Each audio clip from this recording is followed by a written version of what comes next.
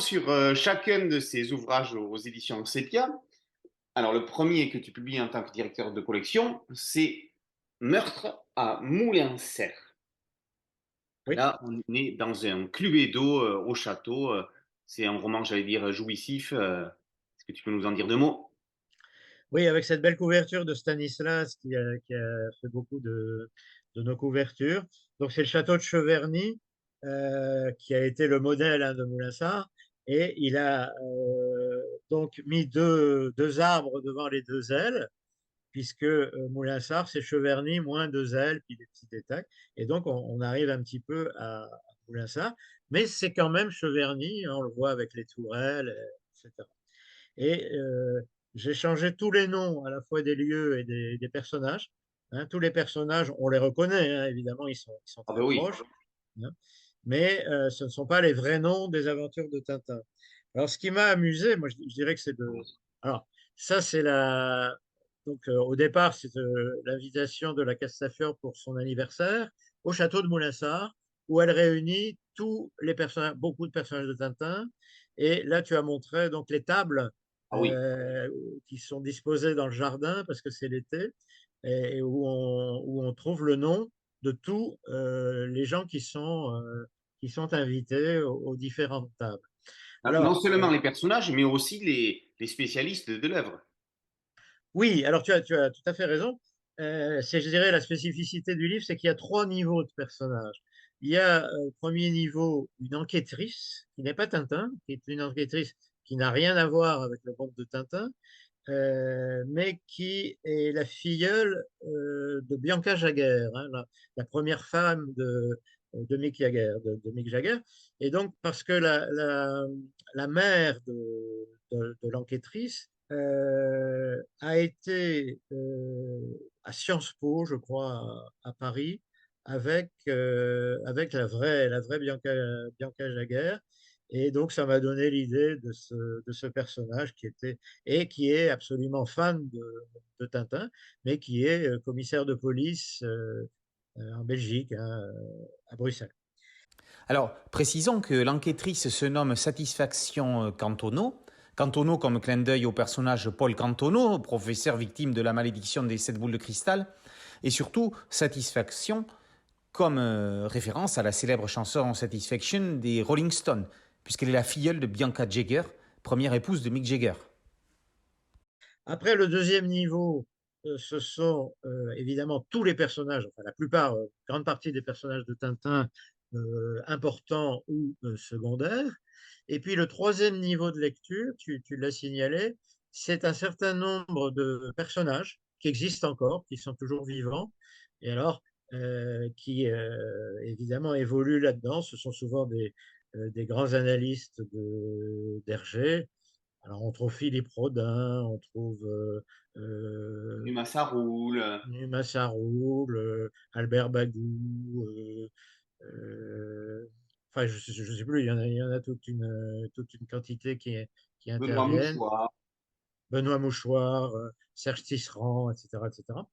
Et on trouve aussi, même dans le roman policier, Nicolas Cromwell, hein, Nicolas Cromwell, donc petite déformation de l'ayant droit, et son épouse Fanny Cromwell, hein, qui interviennent aussi.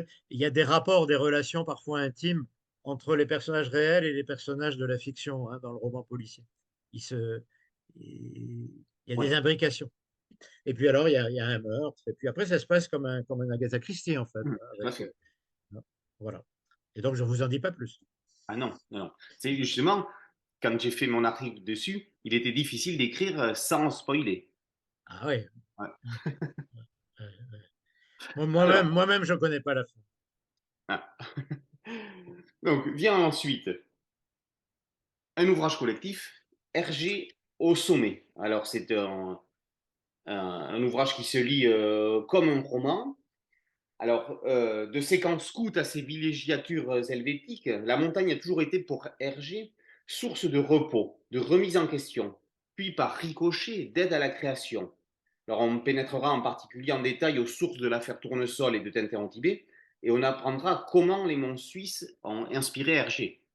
Alors, c'est un ouvrage qui est donc avec une préface d'Algou et qui a été coordonné par Olivier Roche, hein, qui est un grand tintinologue, le fondateur de ce qu'on a appelé la métatintinologie, c'est-à-dire tout ce qui est écrit sur Tintin, et qui a écrit un ouvrage qui s'appelle, irremplaçable, qui s'appelle Tintin, bibliographie d'un mythe, où il a répertorié tous les livres, ouvrages, essais, même les moins connus, qui ont été écrits jusqu'en 2014, c'est la date de sortie du bouquin, sur Tintin et Hergé. Et il l'actualise régulièrement et je crois qu'il doit en ressortir un dans quelques temps.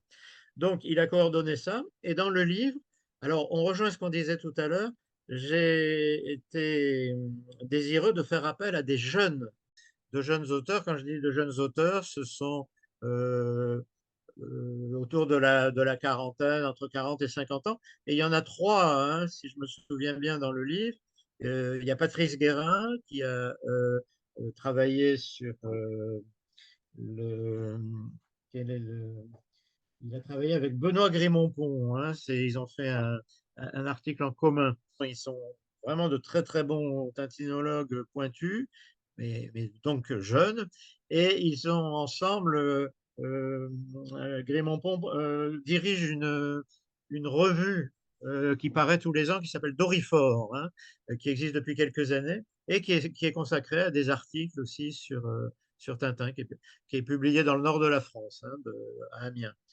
Et puis Jean Rime, alors Jean Rime, lui, je crois que c'est le plus jeune des trois. Il doit être autour de 40 ans. C'est un Suisse et donc qui fait cet article sur, je crois que c'est Imaginaire sur, helvétique d'Hergé, il y a de si jolies montagnes en Suisse et de si beaux lacs. oui, Pour voilà, l'ambiguïté de la Suisse imaginaire d'Hergé. c'est ça. Donc ce sont des articles un petit peu hétéroclites mais intéressants sur Hergé. Oui, c'est ça, l'imaginaire helvétique d'Hergé. Il y a aussi Cyril Mosgovine. Alors Cyril Mosgovine, il fait un article sur Sur un article christique. le rapport entre Tintin et le Christ, hein. Oui. C'est un monsieur un peu âgé maintenant qui avait fait, il y a quelques années, un dictionnaire des noms propres de Tintin, de Abdallah Azorino. Il avait répertorié tous les noms propres Et de alors, Tintin. justement, on apprend dans cet article que Hergé ne prenait jamais de décision importante sans consulter une voyante. C'est possible, c'est tout à fait possible. Je suis pas. ça- s'il le dit, c'est possible. Oui, oui, je sais que surtout du temps de Germaine, hein, Germaine Oui, était beaucoup très versé dans tout ce qui était astrologie, etc., hein. Donc, je peux penser qu'il s'en est dégagé un petit peu plus tard. d'accord. Avec Hergé ou le retour de l'Indien, Pierre Fresnaud Desruelles nous invite à découvrir tout ce que l'on n'a pas vu en lisant Les Sept Boules de Cristal. Sous l'aventure du héros à la houppe, l'auteur nous montre tout ce qui est sous-jacent. Oui. Alors, Fresnaud des Ruelles, c'était important pour nous, pour moi, de l'avoir dans la collection, parce que je dirais que c'est pour la qualité, il n'y a pas de souci, hein. C'est quelqu'un qui est Ah oui. extrêmement reconnu dans le monde de la sémiologie, hein. C'est un sémiologue, pas seulement de la bande dessinée, mais aussi de l'image et du cinéma. Professeur émérite à la Sorbonne, c'est quelqu'un de très pointu. Euh, Moi, j'avais lu il y a très longtemps un de ses premiers livres qui s'appelait La bande dessinée, hein, où il analysait les images, en particulier de Tintin, mais pas que. Et donc là, il est un petit peu sur cette trajectoire en prenant un album bien précis qui est Les Sept Boules de Cristal. Et je vais faire paraître à l'automne prochain la suite de ce livre qui va porter sur la suite, c'est-à-dire sur le Temple du Soleil. D'accord. Donc voilà. Alors, ensuite, on a Mille sabords, mon beau château de Pierre Bénard. Là, il revient sur chaque instant au château dans l'œuvre, dans chaque recoin, sans oublier le fameux escalier, théâtre d'une scène mythique avec la marche cassée. Oui, alors je dois dire que je ne connaissais pas Pierre Bénard, ça fait partie, ça prouve que Des fois, quand on reçoit un manuscrit de quelqu'un qu'on ne connaît pas, on peut être tout à fait séduit. Et j'ai été effectivement impressionné par l'originalité de son style. C'est entre l'essai et la fiction. Bien C'est sûr. pas tout à fait une analyse universitaire comme un essai. C'est pas tout à fait non plus un roman. C'est un peu entre les deux, avec des retours.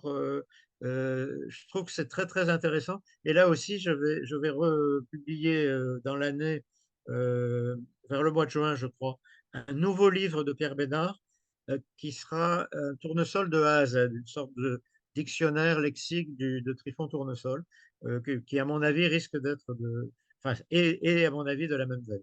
D'accord, qu'on pourra ranger à côté du tournesol illustré d'Albert Elwood. De, ouais. Ensuite, on a sur les traces d'un petit reporter, d'Yves Crépel et Nicolas Goethals. Alors, les auteurs partent de l'héritage du scoutisme pour démontrer comment, au final, évasion et introspection sont les deux piliers d'une œuvre impérissable. Est-ce que tu partages leur analyse? Oui, alors ça rejoint les analyses que j'avais faites dans le mystère Tintin. Eux, ils ont choisi, Tintin, il y a de multiples accroches. Eux, ils en ont choisi une qui est basée sur l'aventure, l'évasion, l'introspection, etc., comme pilier de l'œuvre. Euh, il peut y avoir débat, évidemment, entre les exégètes là-dessus. Certains en privilégient une plutôt que l'autre, hein.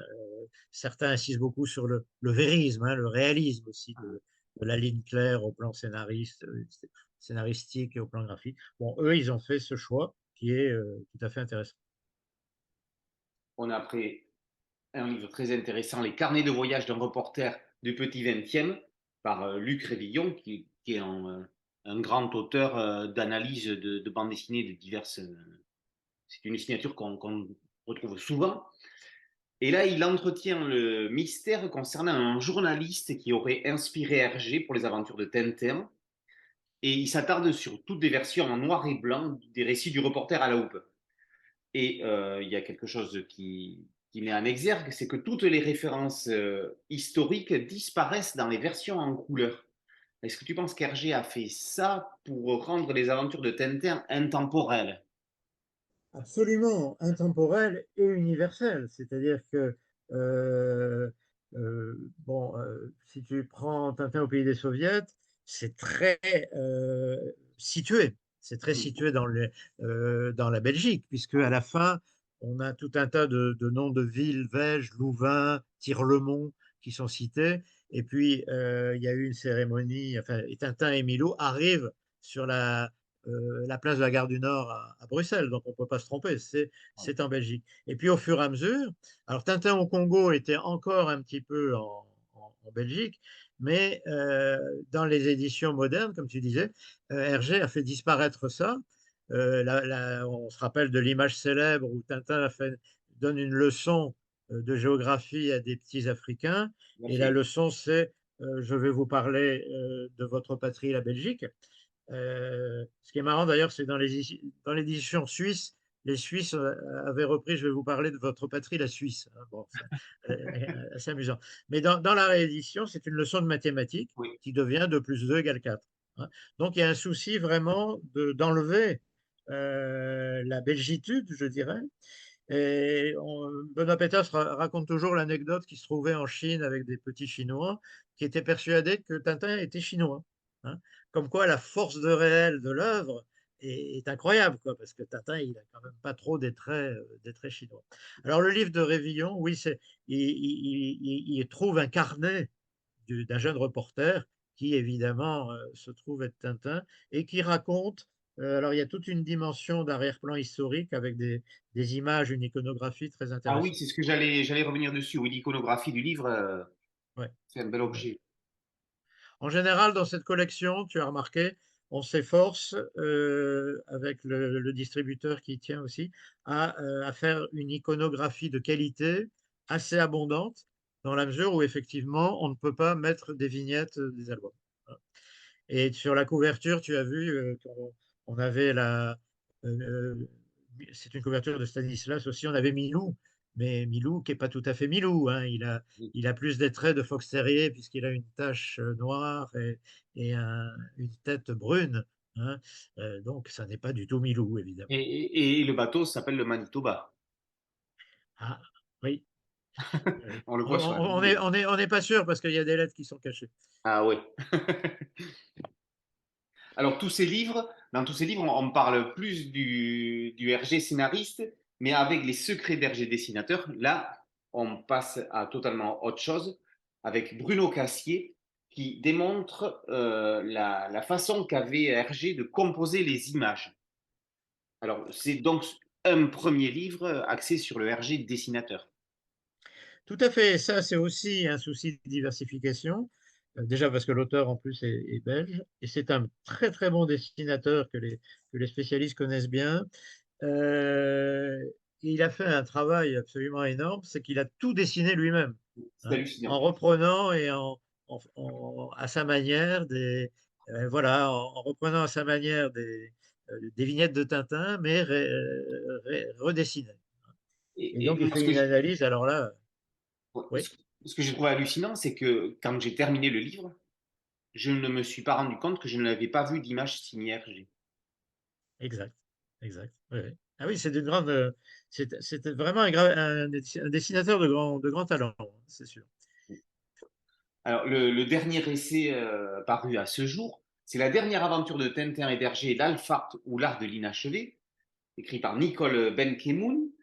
Alors, Hergé était passionné d'art, on le sait, et peut-on considérer sa bibliographie comme une œuvre d'art au même titre qu'un tableau de maître ou qu'une sculpture célèbre? Alors, oui, bien sûr, je dirais oui. La différence, c'est que lui, ça s'étend sur 62 pages, alors que un tableau célèbre, c'est un petit peu une image, une peinture fixe, hein, c'est une différence de support, je dirais.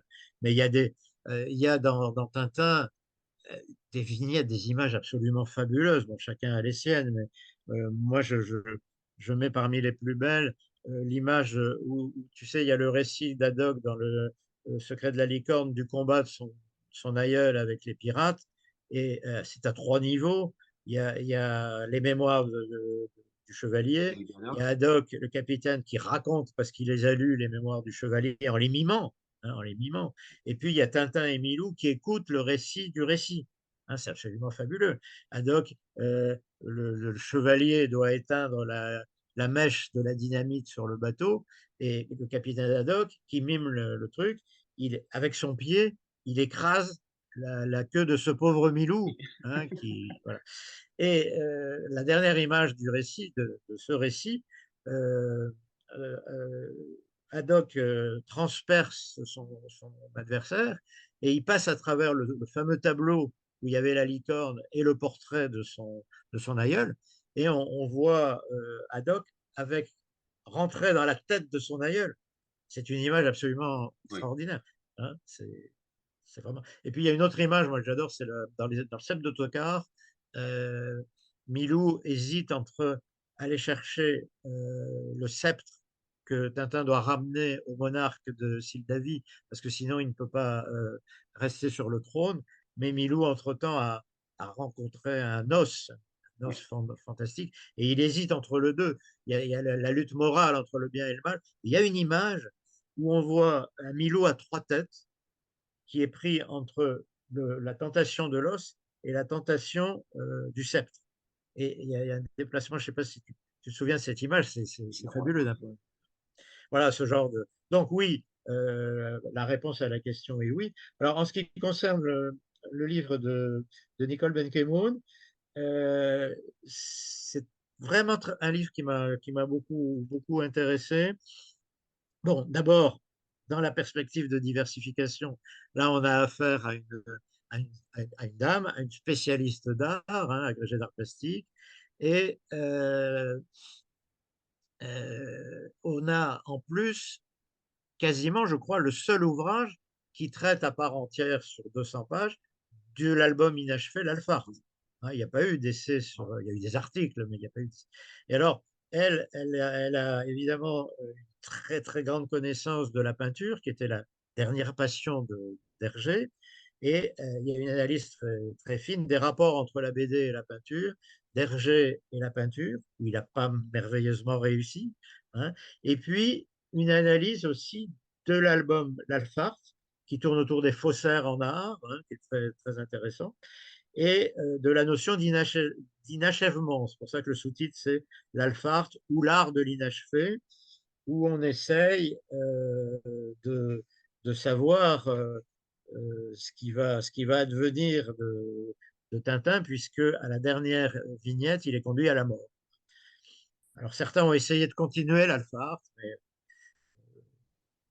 on ne sait pas exactement ce qu'il en sera devenu. Ouais. Alors, deux bandes dessinées complètent cette collection. La première, elle est dessinée par Sarah Belmas, c'est Alan Thomas Scott. Alors, je crois que ce livre, tu nous l'as dit tout à l'heure, n'est plus disponible actuellement. Non, on nous a demandé l'ayant droit nous a demandé de le retirer de la vente parce que il était jugé trop, enfin, ce sont les avocats qui sont intervenus, il était jugé trop proche du dessin de Hergé quand il représente Alan. Et bon, après, il y a pas eu, on n'a pas cherché à entamer un procès. De toute façon, il y a pas eu de procès. Mais disons que par peut-être prudence, on a préféré, dans la mesure où le livre avait déjà eu 5 ou 6 mois d'ancienneté et avait déjà été pas mal vendu, le retirer effectivement des librairies et des sites. Euh, ce qui est accepté dans le domaine du pastiche ou de la parodie, c'est justement ce qu'on appelle l'exception de parodie, c'est-à-dire où on voit très clairement que l'auteur se moque un peu, comme dans le roman policier Le Meurtre à Moulinsart. On voit que c'est de la parodie, donc là, il n'y a pas de souci. Peut-être que les ayants droit, hein, d'Hergé, ont jugé que la parodie n'apparaissait pas assez clairement. C'est dommage Après, parce que je ne sais pas. c'était un livre plein de sentiments. Ouais, ouais. Ça, c'est C'est, autre chose. oui, Mais de toute façon, tous nos livres, je ne sais pas si un jour il y en a un qui sera attaqué, je l'espère pas, mais il est certain que tous nos livres sont quand même des hommages à Tintin et à Hergé. On n'a pas publié un livre qui serait là pour démolir Hergé ou pour dire que Tintin c'est nul oui. ou pour le salir, hein, ça, c'est pas du tout notre optique. La deuxième bande dessinée est À la recherche du Tintin perdu par un auteur brésilien qui s'appelle Ricardo Leite, que j'ai eu la chance d'interviewer. Oui, D'ailleurs, retrouver l'interview en vidéo sur le site. Et je trouve qu'il y a un point commun entre ces deux bandes dessinées quand même, c'est que ce sont chacune dans leur style des histoires d'amour dans lesquelles les auteurs se mettent en abîme. Alors, mais déjà, est-ce que tu peux nous dire un mot sur cette recherche du Tintin perdu? oui. Alors, ça, je dois dire que c'est vraiment un roman graphique qui a fait beaucoup, beaucoup de bruit euh, au Brésil et en France d'ailleurs, parce qu'il est publié après, il l'a publié aussi au Brésil. Les recensions sont vraiment très, très bonnes. Oui, Je crois que toi-même, tu avais fait une oui. recension. Moi, pour moi, même après, on peut discuter du style, hein. Moi, c'est pas forcément, c'est pas de la ligne claire, hein, mais c'est absolument extraordinaire comme graphisme. Pour moi c'est clairement un album primable. Oui, oui, oui, oui, tout à fait, tout à fait, tout à fait. C'est un album que l'auteur a mis des années, même des décennies. C'est son enfant un petit peu. C'est un graphiste de Rio qui voulait faire de la bande dessinée dès l'âge de 10 ans. Il raconte son histoire. Ça n'a pas marché, il ne s'est pas vraiment lancé parce qu'on lui disait qu'il était un excellent graphiste, mais qu'il n'était pas un bon scénariste, etc. Puis après, il a fait un voyage en Europe, à Angoulême, à Bruxelles, à Paris, et puis il s'est décidé, et puis il a mis la main à la pâte, et il a fait cet ouvrage où interviennent, c'est ça qui est extraordinaire, non seulement Hergé, puisqu'il rencontre Hergé, bien sûr, de façon onirique, mais tous les grands maîtres de la bande dessinée franco-belge, mais aussi italienne, argentine, brésilienne. On a même fait à la fin un glossaire. Oui. des Il y a notices Braque, il y a biographiques. Manara, il y a, Ouais. et Voilà, alors dans ça, la ce page sont. de garde, on retrouve les portraits de tous ces. Oui, oui, oui. Dont on détaille la vie et Oui, les œuvres. C'est avec Olivier Roche qui s'est beaucoup occupé de ça et qui a fait la préface aussi, pour expliquer au lecteur qui étaient ces personnages qu'on rencontre à la page 25, à la page 50, etc. C'est vraiment un très chouette bouquin. Et alors, il y a un tirage de tête de ce bouquin, je ne sais pas qui l'a, oui, si tu l'as, je qui est l'ai. un tirage de luxe, un petit peu plus, euh, peut-être plus réservé aux collectionneurs, avec une couverture différente, quelques ajouts qui sont très intéressants. Et tu remarqueras d'ailleurs que sur la couverture que tu montres là, on est dans une rue de Bruxelles où normalement sont dessinés ad hoc Tintin et Milou, Oui, qui devrait descendre l'escalier là. ouais, et que par souci de prudence, ils ont été retirés. Enfin, ça fait quand même une belle couverture. Alors, comme la maison d'édition n'est pas vraiment une maison d'édition de bande dessinée, quoi, quand même, à la base, c'est pire. Est-ce qu'il y a un cahier des charges pour un auteur qui veut publier une bande dessinée dans la collection? Pas du tout, non, non, aucun, aucun, aucun.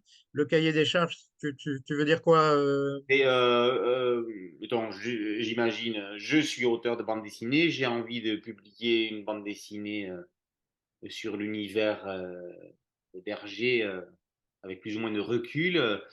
Euh, est-ce que quelles sont les qualités que doivent recueillir mon livre pour qu'il soit publié dans la collection? Bah, déjà c'est intéressant qu'on nous propose des bandes dessinées, des romans graphiques, parce que c'est une façon de diversifier, encore une fois, hein, qu'il n'y ait pas.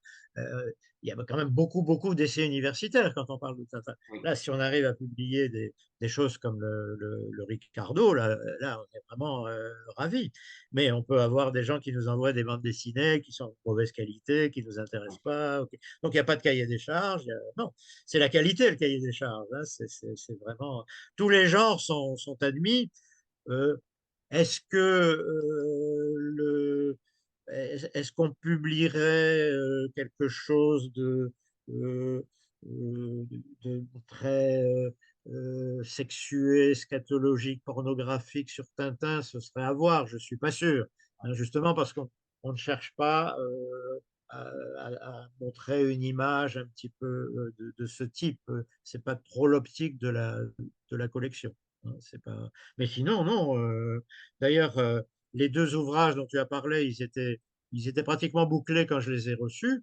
Après, bon, ouais, j'ai regardé si c'était intéressant de les publier ou pas, et ils sont de nature extrêmement différente. Hein. tout à fait, tout à fait. Alors, avant d'aborder le présent et l'avenir des livres sur Hergé et Tintin aux éditions Sépia, on n'a pas parlé de deux de tes livres parus aux impressions nouvelles. Tout d'abord, Brassens et Tintin, deux mondes parallèles. Le titre interpelle. Déjà, pourquoi ne s'appelle-t-il pas Brassens et Hergé, deux mondes parallèles? Ben, ça, c'est essentiel. Moi, je ne suis pas un biographe. Je ne suis pas un biographe. J'ai écrit essentiellement sur Tintin. Je dois dire que jusqu'à un âge avancé, quand je lisais Tintin, j'ignorais tout d'Hergé. Je ne savais pas qui était Hergé. Et puis, ça, c'est le fameux débat entre l'œuvre et l'auteur. Hein. Qu'est-ce qui prime? Est-ce que c'est la connaissance de l'œuvre, la connaissance de l'auteur?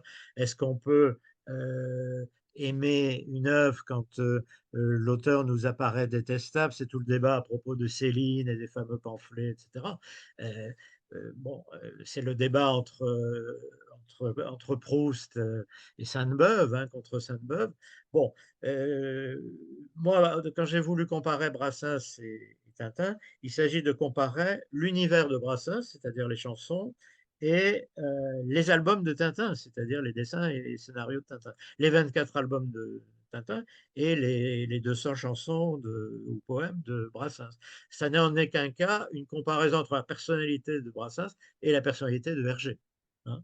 C'est vraiment. Alors, ça m'a amusé de faire ça parce que ce sont effectivement mes deux passions. Et apparemment, tout semble opposer les deux univers.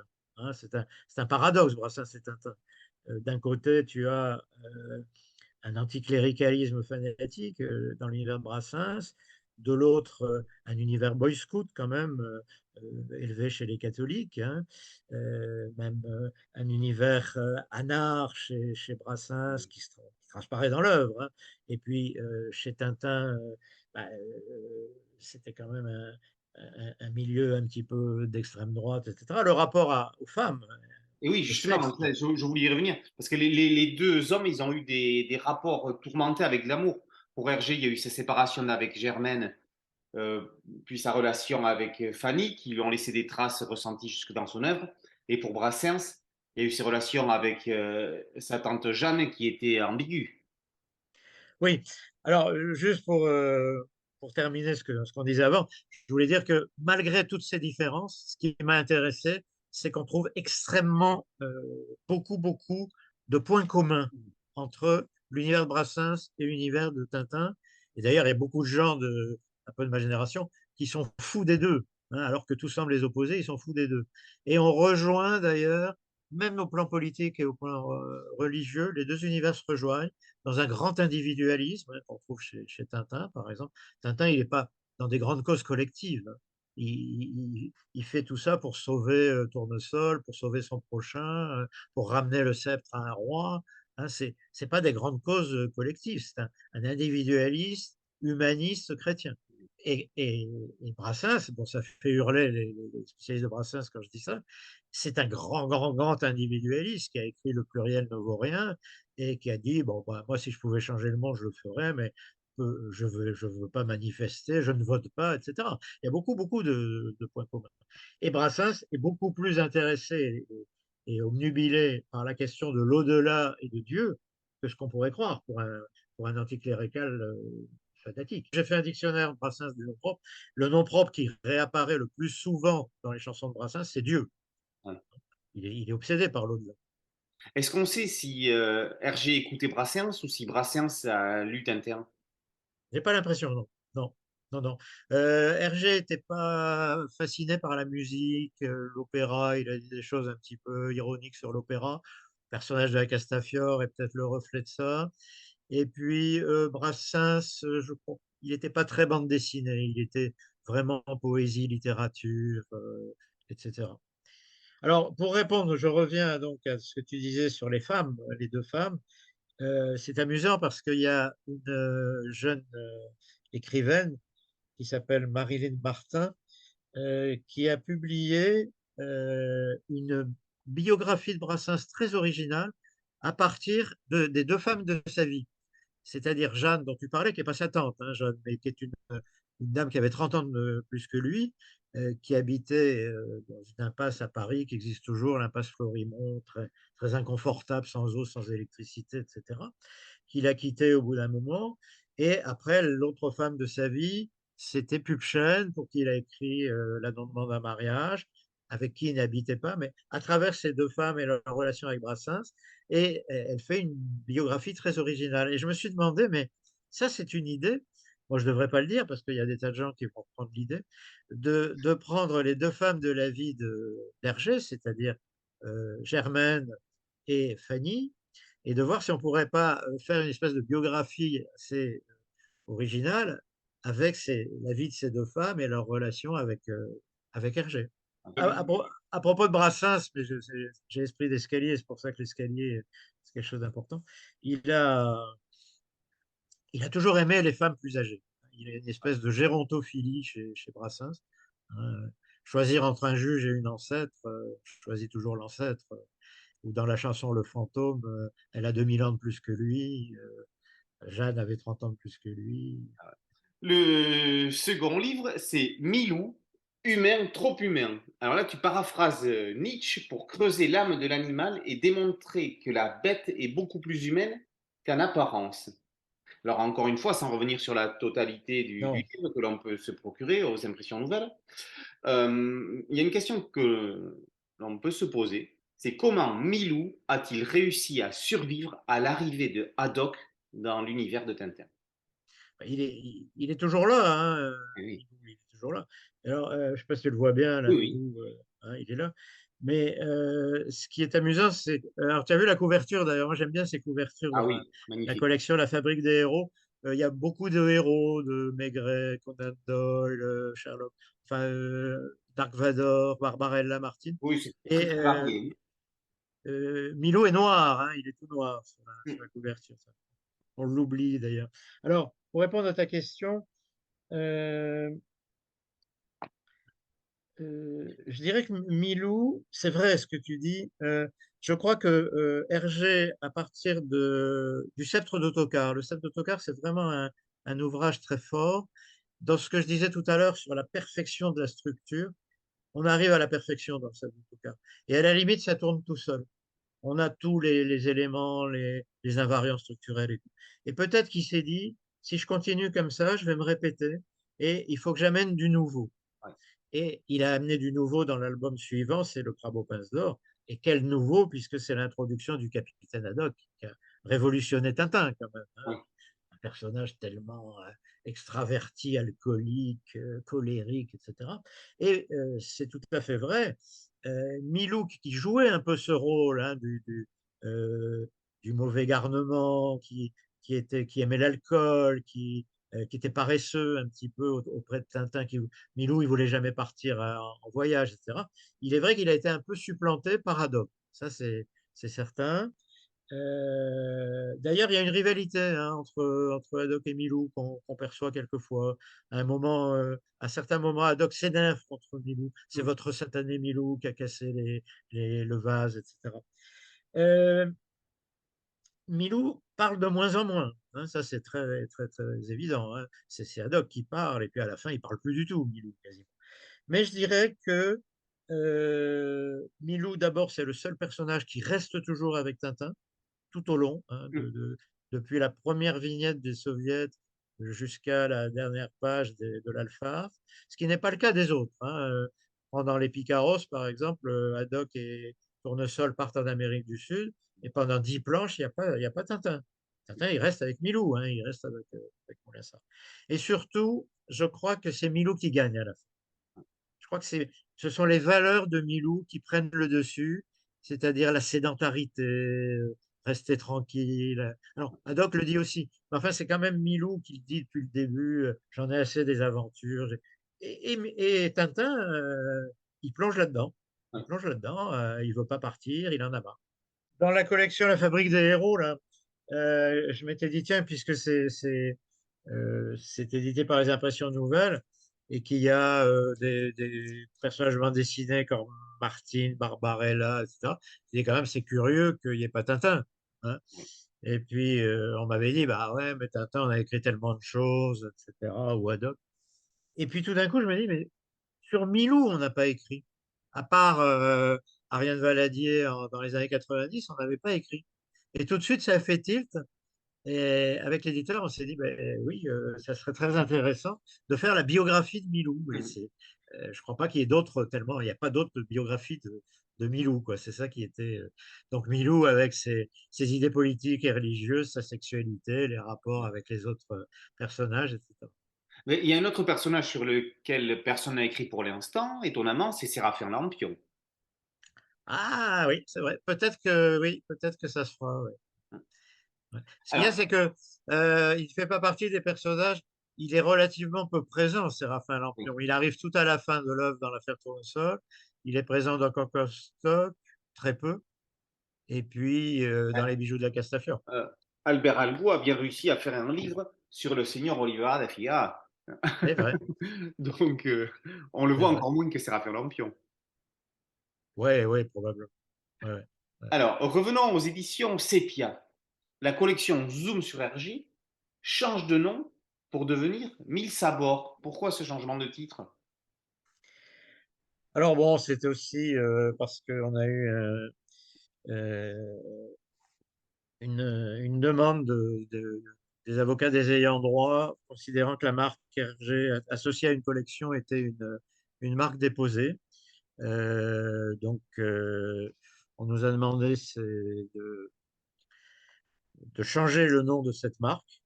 Et bon, on a cherché évidemment ce qui pouvait ne pas poser problème, mais qui quand même montre le rapport avec Tintin et Hergé. Et il nous a semblé que Mille Sabords, c'était bien parce que tout le monde connaissait Mille Ah Sabords. oui. Nos avocats ont fait la recherche pour être sûr qu'il n'y avait pas de marque déposée Mille Sabords dans le domaine de l'édition. Et ça fonctionne. Il y a d'ailleurs des antécédents, ça n'est pas propre à Hergé. Hein. Mille Sabords est présent chez George Sand. Il y a eu une bande dessinée qui s'appelait Les aventures du capitaine Mille Sabords, il y a très longtemps. Tristan Corbière, un écrivain en 1873, parle de Mille Sabords. Enfin, ça n'est pas une création d'Hergé, Mille Voilà, Sabords. il n'y en a pas la paternité. Voilà. Ceci dit, évidemment, la collection va continuer dans le même esprit et on ne nous a jamais accusé de quoi que ce soit sur l'esprit de la collection. Comme je l'ai dit, qualité, diversité, pas de plagiat, etc.